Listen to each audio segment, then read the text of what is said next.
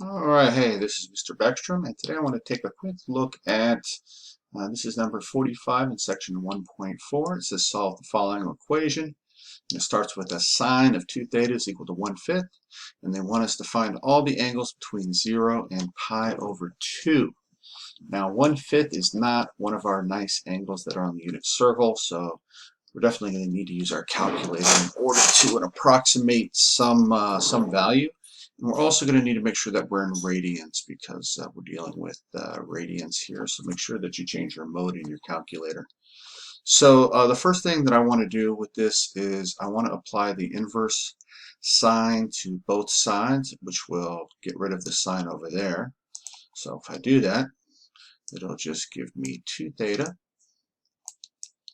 is equal to the inverse sine of, and I'm going to write that 1/5 just as 0.2, makes it a little bit easier.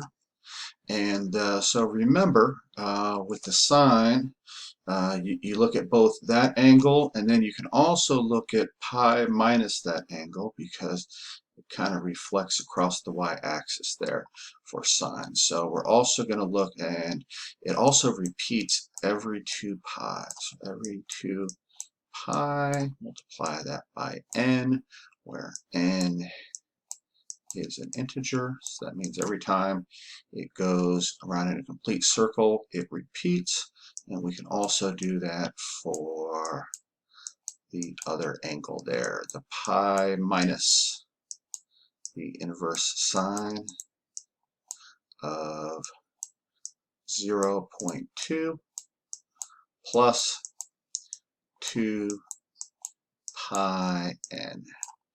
Once again, where n is an integer.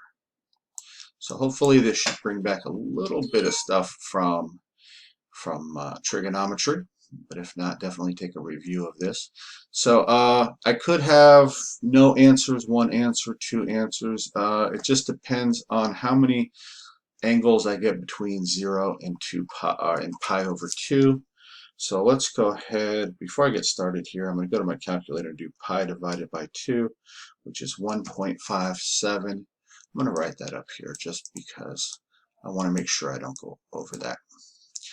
So somewhere between 0 and 1.57, those are the angles that I'm looking for.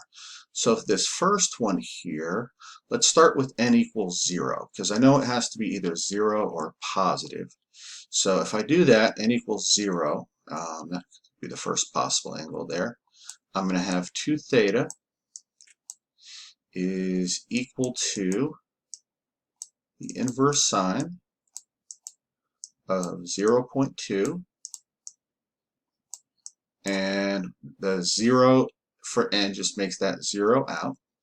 And then I can just divide each side by 2, and I get theta is equal to the inverse sine of 0.2 divided by 2, and I'm going to get approximately, I'm going to put that in my calculator, so sine of 0.2 divided by 2, excuse me, I forgot to put the inverse sine, didn't I? Now let me forgot to do that. Inverse sine, excuse me, inverse sine of 0.2 divided by 2, and that gives me, I'm going to go out to 4 decimal places, so 0.1007. So rounds to 0.1007. Now remember, if I look at n equals 1, the next possible angle I'm going to be, and then divide by 2, I'm going to add basically half of 2 pi to that, or pi. So if I add 3.14 to that, I'm definitely going to be over the 1.57. So I don't have to go up any more on this one because that would just be too much there. So now, I kind of take care of this one right here. Now I'm going to go check this one. Kind of try to do that one over there. So now I'm going to look at the 2 pi, excuse me, 2 theta is equal to pi minus the inverse sine of 0.2 plus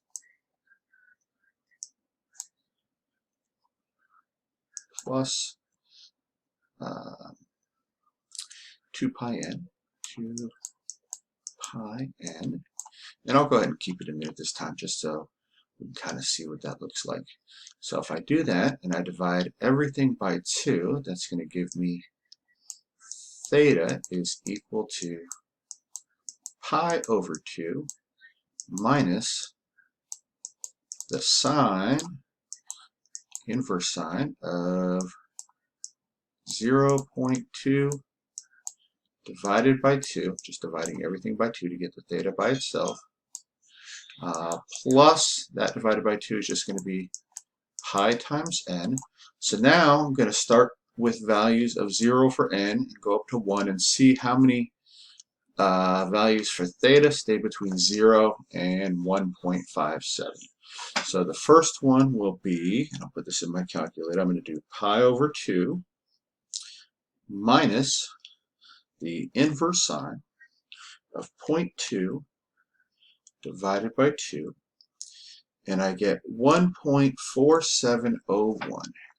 So with n equals 0, I get theta is approximately equal to 1.4701, 1.4701, and we can see that that is in my range that I'm looking for, so I'm going to keep that one.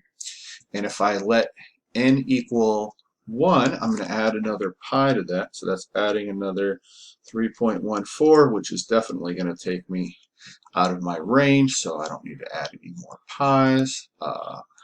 So that's it. So it's going to be 1.007 and 1.4707.